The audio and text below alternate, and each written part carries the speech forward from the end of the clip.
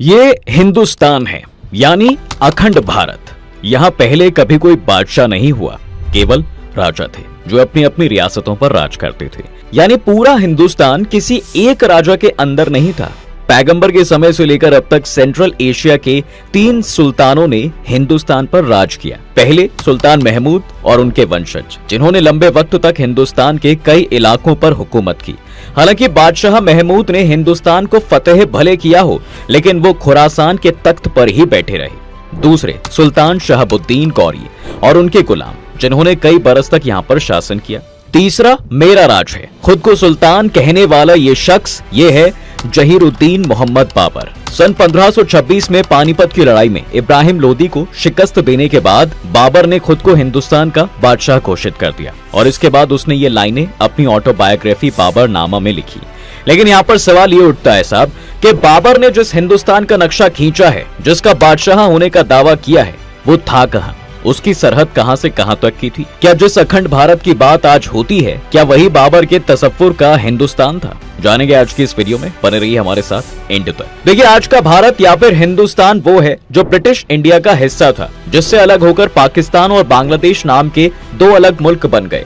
लेकिन British India से पहले का हिंदुस्तान कहां था? इस सवाल का जवाब तलाशने के लिए जब हम मिडिल एजेस के डॉक्यूमेंट्स पर नजर डालते हैं तो हिंदुस्तान का एक बड़ा ही दिलचस्प नक्शा उभरता है। 16 जनपदों में बटा हुआ भारत तब एक दहाड़ते हुए शेर की तरह नजर आता था। आज बांग्लादेश और पाकिस्तान को मिलाकर भी करीब 20 से भी ज्यादा देश भारत से अलग हो चुके हैं। ये map Afghanistan, Pakistan, Bangladesh, Sri Lanka, Myanmar, Thailand, आधुनिक भारत, नेपाल, बर्मा, तिब्बत और भूटान जैसे नेशंस को इंडियन सब कॉन्टिनेंट में कवर करता था। हालांकि भारत हमेशा से ऐसा नहीं था। ये कई टुकड़ों में कटा हुआ था, जनपदों और महाजनपदों में बटा हुआ था। लेकिन फिर एक दिन तक्षशिला में जन्मे एक ब्राह्मण ने अपनी शिखा खोल दी और यहाँ से तैयार हुआ भारत के अखंड राष्ट्र बनने का रोड मैप। एक एक कर टुकड़ों में बिखरा हुआ एक महान राष्ट्र एक ध्वज में सिमट कर रह गया और इसके हीरो बने चाणक्य और चंद्रगुप्त। उन्होंने बिहार से बलूचिस्तान और कश्मीर से कंधार तक भारत की बाउंड्रीज को फैला दिया। सम्राट अशोक ने तो इन बाउंड्रीज को तक्षशिला से ईरान तक खींच दिया। ज्योग्राफिकल और स्पिरिचुअल दोनों फॉर्म्स में ये एक्सपेंशन पूरे वर्ल्ड को हैरान कर रहा था। एक तरफ तो तलवारों की आवाज आ रही थी, तो दूसरी तरफ महावीर और बुद्ध की वाणी सभी को लुभा रही थी। अखंड हिंदुस्तान की ये तस्वीर साउथ एशिया के मुसलमानों के आगमन यानी मोहम्मद बिन कासिम के सिंध पर अटैक से पहले की है, जिसका जिक्र हिंदू ग्रंथों महाभारत से लेकर कई पुराणों तक में मिलता है। इसे कई जगह आर्यवर्त भी कहा गया है। अब इन ग्रंथों को लिखने वाली कल्पनाओं का भारत जम्बूद्वीप पर लोकेटेड है, क्योंकि हिंदू पूजा पाठ, शादी, मुंडन, उपनयन संस्कार वगैरह में जब संकल्प लिया जाता है तो कहते हैं जम्बूद्वीपे भारत खंडे भारत वर्षे आर्यवर्तेक देशांत ग्रते अमुक क्षेत्र। यानी जम्बूद्वीप पर भारत खंड में स्थित भारतवर्ष वो हिस्सा है जिसमें आर्य रहते हैं। वहीं विष्णु पुराण के अकॉर्डिंग भारतवर्ष जम्बूद्वीप के बीच में लोकेटेड था। असल में जिस भारतवर्ष का जिक्र विष्णु पुराण करता है वो आज के भारत या अखंड भारत का महज एक छोटा सा हिस्सा है। जी हाँ, और ये इमेजिनेशन आर्यंस की है जो इस धरती को आर्यवर्त कहते थे। इसमें नॉर्दर्न इंडिया, पाकिस्तान और अफगानिस्तान भी शामिल था। लेकिन अगर हिंदुस्तान की सबसे ज्यादा क्लियर पिक्चर की बात करें, वो भारत में मुस्लिम शासन की शुरुआत के साथ उभर कर सामने आई। हिंदुस्तान शब्द का पहला इस्तेमाल ही अफगानिस्तान के गोर शहर के रहने वाले हिस्टोरियन मिनहाज ए सिराज जुर्जानी ने किया था अपनी किताब तबकात-ए-नासिरी में। एक्चुअली गुलाम वंश के सुल्तान इल्तुतमिश के दौर में जुर्जानी भारत का इतिहास लिख रहा था। इस दौरान वो गुलाम वंश के शासक कुतुबुद्दीन ऐबक के बंगाल जीतने और अपनी जमीनी सीमा को चीनी के बॉर्डर तक पहुंचाने की बात करता है। यानी जुर्जानी के अकॉर्डिंग भाई हिंदुस्तान ईस्ट में बंगाल तक फैला हुआ था, तो नॉर्थ में उसकी सरहद काबुल, कंधार, गजनी और गौर तक थी। अब जुर्जानी की तबकात-ए-नासिरी में मालवा का जिक्र भी मिलता है, जिसे सुल्तान इल्तुतमिश ने जीता था। इस तरह वो हिंदुस्तान की सरहद को साउथ में आज के सेंट्रल इंडिया तक खींच देता है। बाबर ने जब अपनी ऑटोबायोग्राफी लिखी तब उसने भी हिंदुस्तान का नक्शा उतारने के लिए जुर्जानी किताब की हेल्प ली और लिखा कि हिंदुस्तान के ईस्ट, वेस्ट एंड साउथ में समुद्र है। नॉर्थ में एक विशाल माउंटेन जो हिंदू कुश से लगता है। इसके अलावा यहाँ कश्मीर का पहाड़ी इलाका भी है। वहीं हिंदुस्तान के नॉर्थ वेस्ट में है काबुल, गजनी और कंधार। और पूरे हिंदुस्तान की राजधानी है दिल्ली। लाहौर, सरहिंद, संभल, मुल्तान, ठट्टा और आगरा यहाँ के इम्पोर्टेंट शहर हैं। अब अपनी ऑटोबायोग्राफी में बाबर ने हिंदुस्तान के कुछ राजाओं का भी जिक्र किया है। वो लिखता है कि भाई हिंदुस्तान के साउथ में विजयनगर के राजा हैं और वेस्ट में चित्तौड़ का।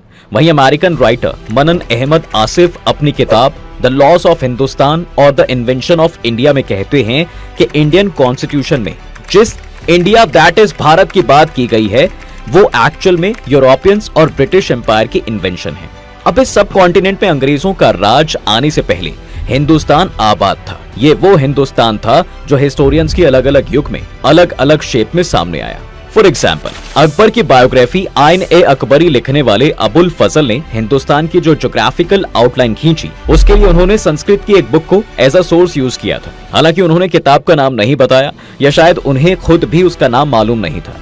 वो लिखते हैं कि हिंदुस्तान में ईस्ट, वेस्ट एंड साउथ में सी है जिसके आसपास श्रीलंका, असेह, मलक्का जैसे सैकड़ों आइलैंड्स हैं और इसके सेंटर में विशाल मैदानी इलाका जहां दिल्ली, बंगाल, मुल्तान, मारवाड़, तेलंगाना, मराठा, कर्नाटक, सिंध, काबुल, कंधार, बलोचिस्तान और कश्मीर जैसे शहर हैं। तो ये संस्कृत की इस अननोन किताब का हवाला देते हुए अबुल फजल ने लिखा, हिंदू मानते हैं कि ये दुनिया 7 कॉन्टिनेंट्स और 7 सीज में फैली हुई है और हिंदुस्तान जम्बू द्वीप पर बसा हुआ है। वो कहते हैं कि हिंदुस्तान में करीब 150 शहर हैं। अबुल फजल का ये डिस्क्रिप्शन विष्णु पुराण के जम्बू द्वीप पर भारतवर्ष से काफी कुछ मिलता है। अबुल फजल साउथ ईस्ट एशिया के देशों जैसे कि मलेशिया, कंबोडिया और इंडोनेशिया को भी हिंदुस्तान का हिस्सा बताते हैं। अब एक दौर में पूरे साउथ ईस्ट एशिया में इंडियन कल्चर का दबदबा था जिसके सबूत आज भी मिलते हैं। इसी इतिहास के हवाले से कुछ विद्वानों ने साउथ ईस्ट एशिया को ग्रेटर इंडिया का नाम दिया था। असल 9वीं सदी के बाद से जब इस्लामिक हिस्टोरियन हिंदुस्तान को बयां कर रहे थे तो हर गुजराती सदी के साथ हिंदुस्तान का अलग नक्शा बनकर उभरा था। जी हाँ, बाबर और अबुल फजल और जुर्जानी से भी कोई 150 साल पहले फारसी के इतिहासकार अबू सैयद अब्द अल हय इब्न जहक गर्दीजी ने लिखा था कि हिंदुस्तान के सबसे नॉर्थ में कश्मीर है जिसकी हिफाजत एक विशाल माउंटेन करता है। उसने अपनी किताब में हिंदुस्तान की तमाम जगहों में कामरूत या असम का जिक्र भी किया है। वहीं महमूद गजनवी के दौर के कवि फिरदौसी के शाहनामा में सिंध नदी से कन्नौज तक के इलाके को हिंदुस्तान कहा गया है। बगदाद के इतिहासकार अल मसूदी के अकॉर्डिंग नॉर्थ में कश्मीर और साउथ में अरेबियन सी है, वो इलाका हिंदुस्तान है। मसूदी के हिंदुस्तान में गुजरात पोर्ट और कन्नौज शहर भी है।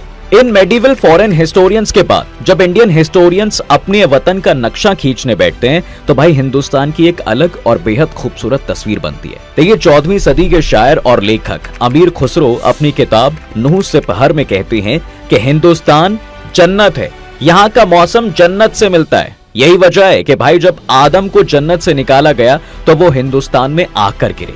अल्लाह ने मोर को भी जन्नत से निकाला था और मोर भी सिर्फ भारत में पाए जाते हैं। इसका मेन प्लैनेट सैटर्न है।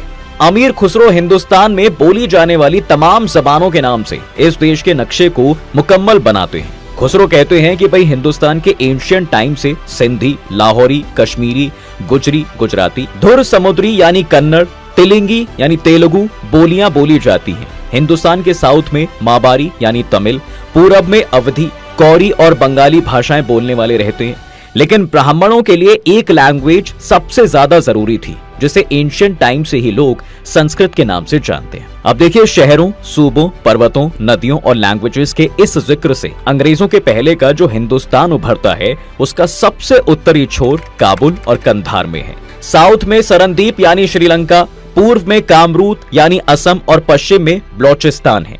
यह हिंदुस्तान और पश्चिम में बलोठाने से लेकर मलाबार के तट तक फैला है। लेकिन 15वीं सदी से यूरोपियन सर्च स्क्वाड, बिजनेसमैन और ट्रैवलर हिंदुस्तान में दस्तक देने लगे थे।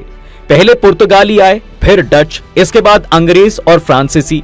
भारत आने वाले शुरुआती यूरोपियन के लिए हिंदुस्तान एक बड़ा सरप्राइज था जो जेंटाइल्स यानी हिंदुओं और मुसलमानों के बीच बंटा था। अब 1615 में जहांगीर के दरबार में आने वाले ब्रिटिश एम्बेसडर थॉमस रॉय ने बादशाह के पर्सनल डॉक्यूमेंट्स के जरिए जहांगीर के साम्राज्य के अहम ठिकानों की इंफॉर्मेशन हासिल की और इसके बाद उसने हिंदुस्तान के जिन इलाकों या शहरों का जिक्र किया उनमें कंधार, ठट्टा, भक्कर, मुल्तान, काबुल, कश्मीर, अटक, पंजाब, दिल्ली, मेवात, संभल, बीकानेर, आगरा, जौनपुर, बांदा, पटना, गौर, बंगाल, ग्वालियर, खानदेश, मालवा, बरार, गुजरात, सूरत और चित्तौड़ का नाम शामिल है। थॉमस रो के इस एक्सप्लेनेशन के बाद ही 1619 में हिंदुस्तान का पहला ब्रिटिश नक्शा छपा, जिसे नाम दिया गया इंडोस्तानी। इस नक्शे को विलियम बैफिन नाम के एक शख्स ने पब्लिश किया था। इसमें काबुल और कंधार से लेकर आज का पूरा पाकिस्तान, पूरा बांग्लादेश और भारत शामिल था। इसमें दक्कन का नाम भी था, लेकिन दक्कन के शहरों, नदियों, पहाड़ों या उसकी आइडेंटिटी को स्ट्रॉन्ग करने वाली किसी ठिकाने का जिक्र नहीं था। बावजूद इसके विलियम बैफिन के इस नक्शे ने हिंदुस्तान को लेकर अंग्रेजों में इंटरेस्ट पैदा कर दिया, इसलिए उसकी मुकम्मल तस्वीर बनाने के लिए बहुत से अंग्रेजों ने हिंदुस्तान का दौरा किया। इसके बाद 1788 में लुई डेलारोशे ने विलियम फैडेन नाम के एक पब्लिशर की हेल्प से हिंद, हिंदुस्तान या भारत नाम का मैप जो है पब्लिश किया। मजे की बात तो यह है कि इस नक्शे में हिंदुस्तान वो इलाका है जो नर्मदा के नॉर्थ में स्थित है, वहीं दक्कन उसके साउदर्न पार्ट में बसा है। डेलारोशे और फैडेन ने मैप रेडी करने में फादर जोसेफ टिफेनथालर की हेल्प ली थी, जो एक क्रिश्चियन मिशनरी था। टिफेनथालर थॉमस रॉ के कई 150 साल बाद हिंदुस्तान आया था, लेकिन उसके सफर के ठिकाने लगभग वही थे भाई जो थॉमस रॉ के थे। इसके अलावा नक्शे दक्कन के औरंगाबाद, बीदर, हैदराबाद और बीजापुर भी जुड़ गए। अब हिंदुस्तान का वो नक्शा मुकम्मल हो चुका था जिसे फतेह करने के लिए ब्रिटिश ईस्ट इंडिया कंपनी पूरी ताकत लगा रही थी, लेकिन फिर इसको ऐसी नजर लगी कि सब कुछ तहस नहस हो गया। अरब, तुर्क, शकै, फूल, कुशल, डच, पुर्तगाली, फ्रांसीसी और अंग्रेजों ने मिलकर भारत के कई टुकड़े कर दिए। लेकिन कैसे हंसता खेलता भारत एक एक करके टुकड़ों में बिखरता चला गया, आइए समझते हैं। अफगानिस्तान, तो बता दें कि आगे चलकर कंबोज और गांधार जनपद ही अफगानिस्तान बना। एक समय पर यहाँ पर हिंदू और फारसी राजाओं का शासन हुआ करता था, लेकिन सिकंदर ने यहाँ कब्जा कर लिया। फिर बाद में यूनानी और फारसी राजाओं ने इस पर राज किया। अब इन सब के बीच 7वीं सेंचुरी में यहाँ अरब के मुसलमानों ने अटैक कर दिया और ये दिल्ली के शासकों के हाथों में चला गया। फिर इसे अंग्रेजों ने ले लिया। साल 1750 तक अफगान के कुछ हिस्से इंडिया के अंडर में ही आते थे, लेकिन 18 अगस्त 1919 को अफगानिस्तान को ब्रिटिश शासन से आजादी मिली और हिंदुस्तान से वो अलग हो गया। नेपाल, देखिए 1560 ई में नेपाल में हिंदू राजाओं का शासन हुआ करता था। यहाँ आर्यंस के कल्चर की झलक मिलती थी। 4th सेंचुरी के दौरान यहाँ पर गुप्त राजवंश ने राज किया, लेकिन 1904 में उस समय के पहाड़ी राजाओं के यहाँ के राजा से संधि की और नेपाल को एक आजाद देश का स्टेटस दे दिया। 2008 तक नेपाल वर्ल्ड का एकमात्र हिंदू नेशन था। भूटान, यहाँ के कल्चर में वैदिक और बुद्धिज्म की झलक मिलती है। ज्योग्राफिकल नजर से आप देखेंगे तो पता चलेगा कि भाई ये भारत के अंडर ही आता था। अंग्रेजों के शासनकाल तक ये भारत का हिस्सा रहा, लेकिन 1906 में भूटान और सिक्किम के अंग्रेजों ने हथिया लिया। आजादी के 2 साल बाद ही भारत भूटान के बीच में एक समझौता हुआ, जिसके तहत भारत ने भूटान की वो सारी जमीन उसे लौटा दी जो अंग्रेजों के अधीन थी। अब ऐसे में ये अलग देश बन गया। हालांकि आज भी भूटान की सिक्योरिटी की जिम्मेदारी भारत के कंधों पर है। बलोचिस्तान, ये भारत के 16 जनपदों में से एक गांधार का हिस्सा हुआ करता था। 321 ईसा पूर्व में ये जगह चंद्रगुप्त मौर्य के साम्राज्य के अधीन आती थी, लेकिन सन 711 में बलोचिस्तान पर मोहम्मद बिन कासिम का अटैक हुआ। फिर गजनी ने इसे अपने कब्जे में लिया और इसके बाद अंग्रेजों ने बलूचिस्तान को 4 रियासतों में बांट दिया, कलात, मकरान, लसबेला और खारन। जब पाकिस्तान अलग हुआ तो जिन्ना ने इसे धोखे से पाकिस्तान में शामिल कर लिया और आज तक यहाँ विरोध और आजादी की जंग जो है जारी है। तिब्बत, देखिए एक समय तक यहाँ पर भाई हिंदू कल्चर और रिलीजन की झलक नजर आती थी। तिब्बत में पहले हिंदू फिर बौद्ध धर्म को प्रमोट किया गया और ये बौद्धों का सेंटर बन गया। फिर 19वीं सदी तक तिब्बत ने अपनी सत्ता को बनाए रखा, लेकिन फिर इसके 2 हिस्से कर दिए गए और एक हिस्सा चीन को गया, दूसरा लामा के पास, जो यहाँ के फेमस रिलीजियस लीडर थे। लेकिन आज पूरे तिब्बत पर चीन का ही कब्जा है। ईरान, अब आपको ये जानकर हैरानी होगी कि इस समय ईरान को आर्यन के नाम से जाना जाता था और यहाँ पर आर्य बसे हुए थे, लेकिन 7th सेंचुरी के बाद अरबों ने हर जगह इस्लाम का प्रचार प्रसार शुरू किया और ईरान के आर्यों को जबरन इस्लाम कबूल करवाने पर मजबूर कर दिया। आज ईरान पूरी तरह एक इस्लामिक राष्ट्र बन गया है। इंडोनेशिया, ये आज के समय में सबसे ज्यादा मुस्लिम आबादी वाला देश है, लेकिन यहाँ के लोग हिंदू कल्चर को ही मानते हैं। 88% इस्लाम को मानने वाले देश में 14वीं शताब्दी तक महज बौद्ध और हिंदू धर्म ही एग्जिस्ट करते थे। 15वीं शताब्दी में यहाँ पर इस्लाम का प्रचार प्रसार शुरू हुआ। मलेशिया, मलय पेनिनसुला के तौर पर जाना जाने वाला मलेशिया और इसके आसपास के Cambodia, Vietnam, Thailand, Philippines, Singapore सभी अखंड भारत का हिस्सा हुआ करते थे। यहाँ बड़ी संख्या में हिंदू थे, लेकिन विदेशी आक्रमणकारियों से मलेशिया भी बच नहीं सका। फिर यहाँ पर बौद्ध और इस्लाम धर्म पसर गया। ऐसे एक एक करके अखंड भारत टूट गया। आपको क्या लगता है, फिर से भारत अखंड बनना चाहिए? कमेंट जरूर करें। वीडियो को लाइक, शेयर और सब्सक्राइब करना बिल्कुल ना भूलें।